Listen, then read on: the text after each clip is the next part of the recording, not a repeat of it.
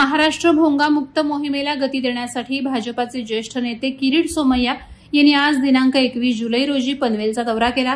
यावेळी त्यांनी खारघर, कळंबोली आणि तळोजा पोलीस ठाण्यांना भेट देऊन शहरातील अनधिकृत भोंगे हटवण्याची मागणी पोलिसांकडे केली। सोमय्या यांच्या या मागणीला सकारात्मक प्रतिसाद देत पोलिसांनी येत्या 8 दिवसात कारवाई करून भोंगे बंद करण्याचं आश्वासन दिलंय।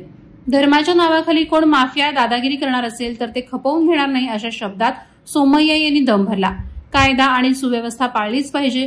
अनधिकृत भोंग्यांमुळे ध्वनी प्रदूषण वाढत असून नागरिकांच्या नाराजीचा प्रश्न उभा राहत आहे। या संदर्भात प्रशासनाने ठोस पावलं उचलली पाहिजेत असं मत सोमय्या यांनी व्यक्त केलं। या दौऱ्यात पनवेलचे आमदार प्रशांत ठाकूरही त्यांच्यासोबत होते। सोमय्या यांनी पत्रकार परिषदेत सांगितलं की मुंबईत अनेक ठिकाणी मशिदींवरील भोंगे हटवण्यात आलेत।